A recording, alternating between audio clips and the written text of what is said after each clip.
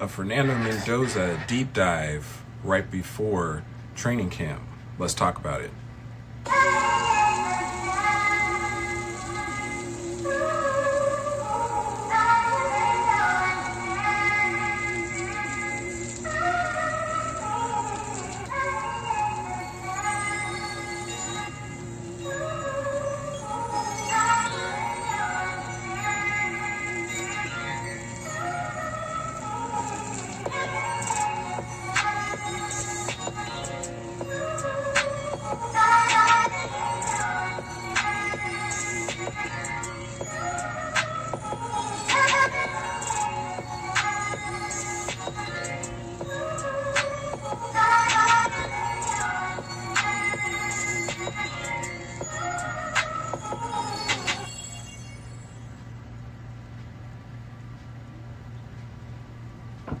What's up? It's your boy D Nice with I2G Radio, back at it with another edition of our Las Vegas Raiders podcast.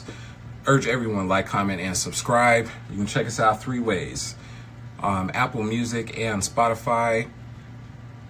I2G Radio, letter I, number 2, letter G, Radio. You can also check us out on YouTube, Viva Las Raiders Podcast. Either look Viva Las Raiders or the Viva Las Raiders, Raiders with an S plural, and also on our hip-hop site, www.illuminati2g.com. It's been a minute since I've done a pod here on the Raiders, but this one I've kind of been putting off for a little bit. I wanted to get into it. Fernando Mendoza, of course, number one pick of the Las Vegas Raiders, went into rookie mini camp. We've got probably another 2.5-3 weeks before mandatory mini camp is going on, and just really didn't have time to do it after the draft. Just kind of talk about the intangibles that I think Fernando Mendoza brings to the table. Also, shout out to my son Amari with the intro and outro music, new music for the podcast. Hit us up in the comment section. Let me know what you think of the beat. But first, we get into the intangibles. Fernando Mendoza, very, very cerebral quarterback. You've seen it there in Indiana.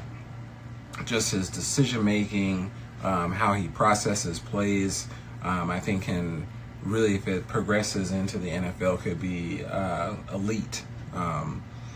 People say maybe a Joe Burrow or a Josh Allen or Patrick Mahomes. These guys are also very athletic, but a lot of their decision making and processing plays, anticipating throws, things of that nature, it takes a lot upstairs to really kind of hone and perfect that, instead of having to depend on your athleticism to make plays and then ultimately win you football games. You can tell Fernando Mendoza is a thinking man's quarterback, and I think that's going to bode well for the Raiders. Also, underrated athleticism. He's not necessarily the fastest quarterback out there. Definitely he's every bit of 6'5". And Josh Allen is 6'5", but he's not as fast or elusive as Josh Allen is, and that's okay. He's got enough athleticism that will assist and help the Raiders in where they ultimately want to go, which is to win a Super Bowl. The main thing, and kind of getting into possibly the weaknesses and moving forward, with it being more of a team game, just off of the intangibles and the athleticism alone, I think Fernando Mendoza can definitely, make a name for himself here in Las Vegas. And he's got that clutch gene. I mean, he had one of the greatest greatest national championship runs ever seen in college football. The diving touchdown against Miami, throwing 5 touchdowns against Oregon, completely shredding Alabama Crimson Tide. and almost a 3-4 touchdown victory, all the way to a national championship, an undefeated season. No reason to think that can't translate to the NFL. But that want and desire to, whether it's come back from behind or to make that, kind of touchdown ceiling victory, or drive moving first down, whether it's with your legs or a play action pass, or that gets back to, again, how cerebral Fernando Mendoza is, where he's like, okay, I can get this first down. Team really needs first down. Let me use my legs. Okay, if I can buy some more time with this play action, I can hit a Charlie Becker across the field, on a crossing route or a deep post, where he has the ability to quickly process the information on what is the best play. He's also executing the best play, and the one where you're going checkmate. You're going for the game-winning, run, or the game-winning pass against Penn State in the back of the end zone. You can go through all those highlights with Fernando Mendoza, and that's one thing that I do like to see, is there is that capability of him making multiple plays to help his football team win. Now, maybe I wouldn't call it weaknesses per se, but things I think that could kind of hinder Fernando Mendoza. A lot of people have looked at this mini camp and said, Fernando misses passes. He looked skittish out there. One, there's no pads. Two, he's a rookie. Gotta allow a rookie to make mistakes. If you want a rookie to make any mistakes, you want it to be here in practice and him learn from his mistakes and be able to build off those. But even in the NFL, he's going to make mistakes. He's not going to go through his entire career no interceptions or no fumbles. These things will happen. The biggest thing is to not allow that to snowball into things where it's more and more mistakes, to the point now you cannot close out and win football games. I say all that to say everyone's got to kind of pump the brakes and be patient. It's not the worst thing in the world if Kirk Cousins comes in and he plays over half the season per se. Or if Kirk Cousins goes back to Kirk Cochain's days in Minnesota, and you're in the middle of a somewhat quasi playoff run, you're 5-3 per se. Let's say, for example, get out the gates. The games you were losing last year, close football games, Raiders are winning this year. The offensive line is better. The running back is playing better. You get Ashton Genty to say 1,400 yards rushing. I guarantee you the Raiders are going to win more than 3 games. Point being, the team shows that they're in a good spot with Kirk Cousins. You're going to take Kirk Cousins out and put in Fernando Mendoza? A lot of it's timing as well. Will he eventually be the starting quarterback for the Raiders? Yes.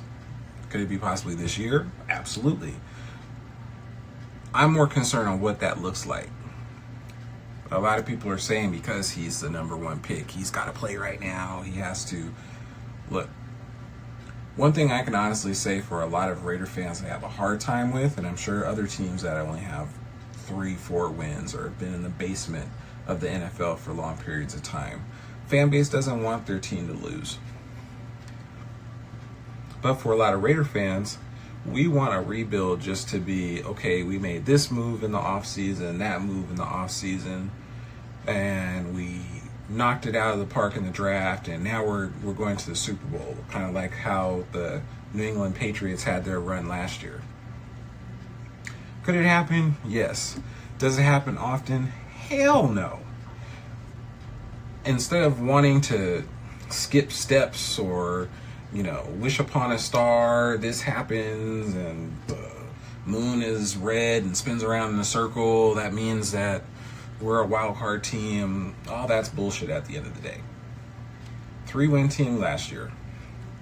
Now you secure your future franchise quarterback. Could be present.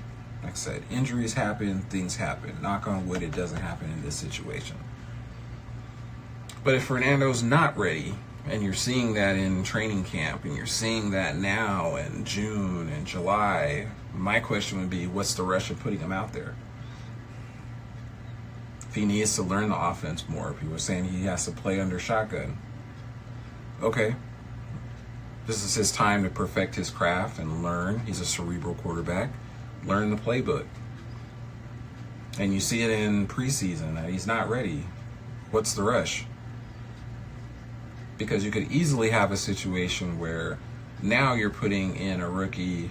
Look at the situation in Minnesota with J.J. McCarthy. And I'm a Michigan Wolverines fan.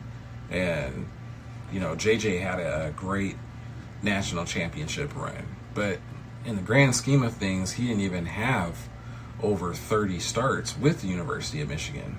So he kind of basically played really 2 years and is going into starting quarterback of the Minnesota Vikings. And his completion percentage was down.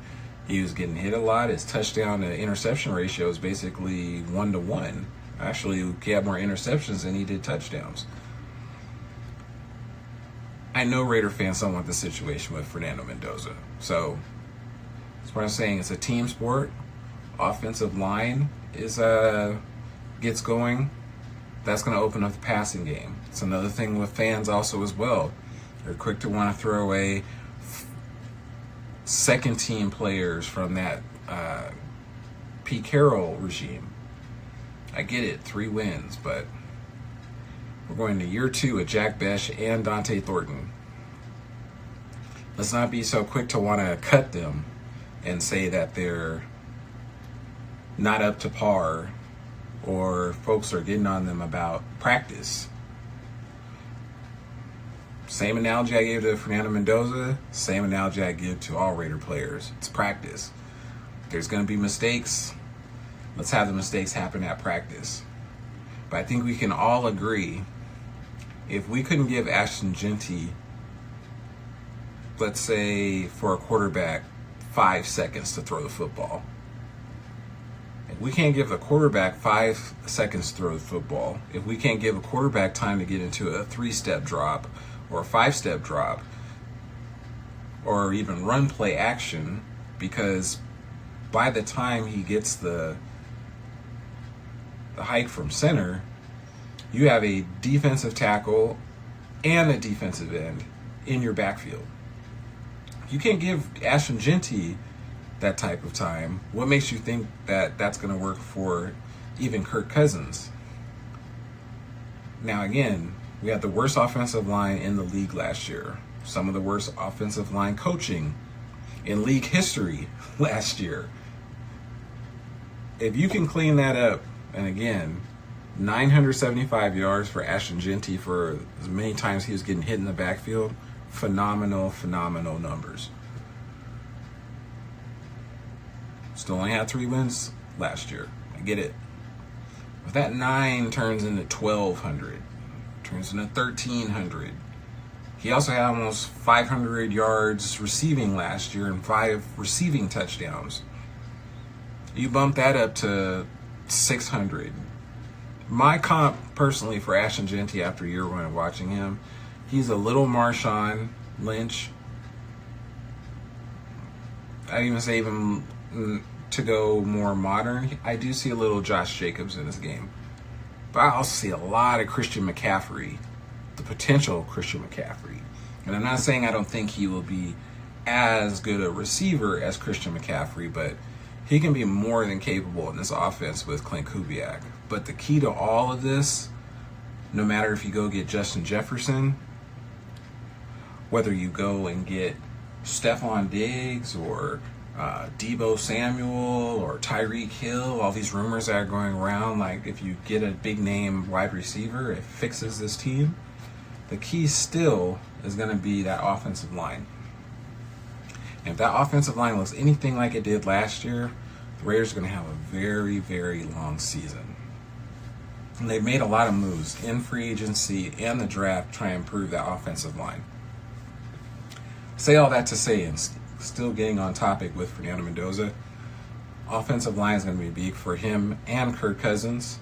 I think it's also going to be big in the decision making for John Spytek, for Tom Brady, for the brass and management and everyone on that. Fernando Mendoza is your franchise quarterback, and your bottom five of offensive lines in the NFL. Do you want your franchise quarterback to go out there and get murdered like that? And he has a bad injury, and now you almost, I wouldn't say you hit the reset button yet, but that's already season one. That's a wash. We've seen this league chew up and spit out a lot of good young quarterbacks because they were not ready to play. I don't want to see this happen with Fernando Mendoza. I would love to see a situation kind of how Derek Carr started over Schaub with the Raiders in 2014. Now, the team was still bad. Then they added a wide receiver, added Michael Crabtree in the draft, and then you also added Amari Cooper. That team won 7 games. And then they come back 2016, and they're 12-4. There's progression here. But I know a lot of Raider fans are impatient. It's been a long time. It's been over 40 years since they've won a Super Bowl. But whether we like it or not, we are going to have to be somewhat patient with this team. There's going to be bumps and bruises, but telltale sign early in the year, what I'm really looking at is the trenches. The defensive line, this new defensive system that they're putting in with Rob Leonard, and that offensive line on offense. I think the offensive line can really be a top, doesn't have to be a top 5 unit, middle of the pack, top 12, top 15 unit, and progressively get better to the point that you can say, okay, without a shadow of a doubt, this offensive line is a top 10 unit or is a top 5 unit. We've got one of, if not one of the best young running backs in the game, Ashton Genty. We have arguably, if not the best tight end in the NFL, bare minimum, he's top 3 in Brock Bowers. You've got a Trey Tucker. You've got a Jack Besh going into year 2. You still have players that can take the top off the defense. Dante Thornton, 6'4", 6'5", 4'3" speed. Add in Malik Benson. You can add him now as a punt returner, kickoff returner. Let's say for shits and giggles, if you wanted to go, not the route I would want to go, but if you want to bring in a veteran wide receiver like a Stephon Diggs to go then along with a Jalen Naylor, I'm saying if these young wide receivers play better year 2, you're kind of now having a crowded wide receiver room. Now, a lot of people are saying, well, if it was a 5th, we'd all be drunk. And, well, bringing in our veteran wide receiver doesn't mean that automatically fixes our problems. That doesn't mean you sign Stephon Diggs, regardless of how much off-the-field baggage that he's bringing to the organization. If you haven't fixed that offensive line, none of that means shit. You've seen that in New England last year, going from year 1 to year 2 with Drake May, but their offensive line was much more improved. And even still in the Super Bowl, that defense for Seattle was still able to get to Drake May. But that offensive line gels. Now you can see that offensive guru that is Clint Kubiak, how he can manipulate the chessboard and get Brock Bowers open. Because Brock Bowers is our number 1 wide receiver. Make no doubt about that. He's going to be all over the place. In the slot, out on the boundary, off left or off right tackle, 12 personnel, 13 personnel. Brock Bowers is your creme de la creme on offense regardless. Say all of that's clicking, and now you've got your young signal caller. And you've got almost a mini, like a triplet situation like the Dallas Cowboys with Troy Aikman, Emmitt Smith, and Michael Irvin. And they're all around the same age. And now you can really build around those players. Point being, we're not asking Fernando Mendoza to be Superman. Got to get him the offensive line's got to be trump tight. You've got the weapons. You got to give your weapons more time to really get out in space and open and show more frequently what they can do. So, in conclusion, I think regardless, you need to bring in and draft a quarterback. It had been since Jamarcus Russell that the Raiders had done it. Do I think Fernando Mendoza is a franchise quarterback? I do. Do I need Fernando Mendoza to be a franchise quarterback in minicamp, mandatory minicamp, preseason? I don't. I need him to learn the offense, but I want it to become a progression naturally. You know, if Kirk Cousins is not playing well, he's struggling, and now you feel like, okay, this is the time for Mendoza to go out there, then so be it. If you don't, you still have Aiden O'Connell on the team. It'd be also interesting to see with that, because, you know, let's say Kirk Cousins has a good year this year. Do you bring him back? Even if you would I have a hard time believing he would come back as a backup, but then that's going to now being a telltale sign in year 2. If you don't think that Fernando still now is ready to take the keys, now that is a different problem. But right now, June 27th, 2026.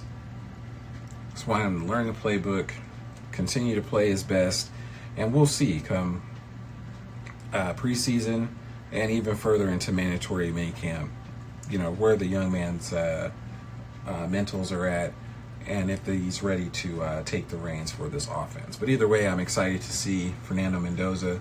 Again, the site www.illuminati2g.com for all of your hip-hop needs. Also, Raiders News and Notes, Spotify, Apple Podcasts, I2G Radio, letter I, number 2, letter G, radio. Can also check us out on Viva Las Raiders podcast, word Viva, word Las, L-A-S, Raiders, plural with an S. Have another one of these coming up as well.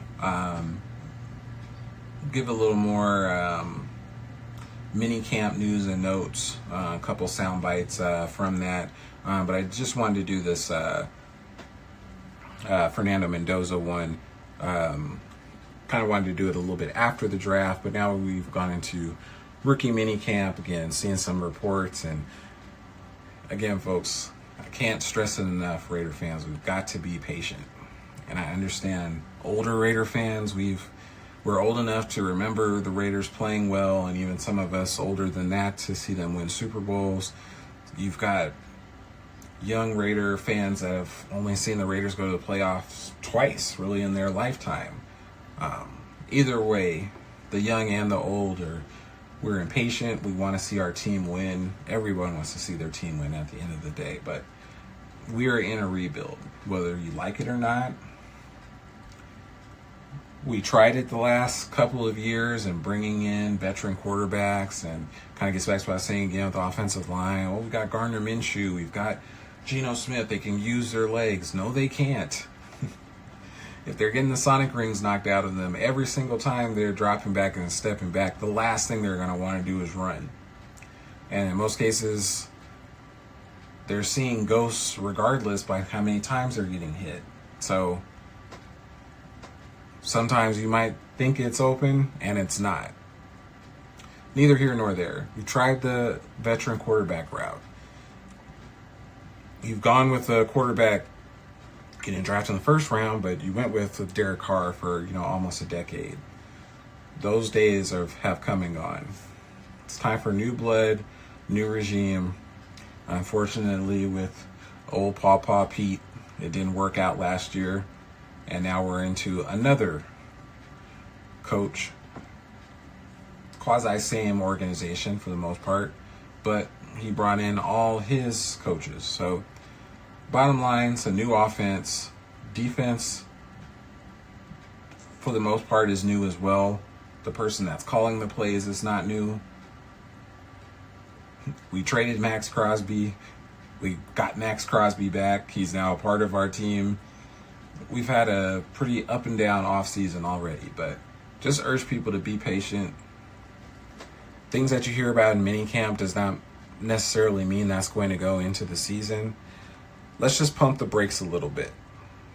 I think we'll be fine. Once we get into mandatory minicamp and going into preseason, we can kind of see how things kind of shake out. 53-man roster as well. Then we can go from there. D Nice, I2G Radio, signing off. Peace.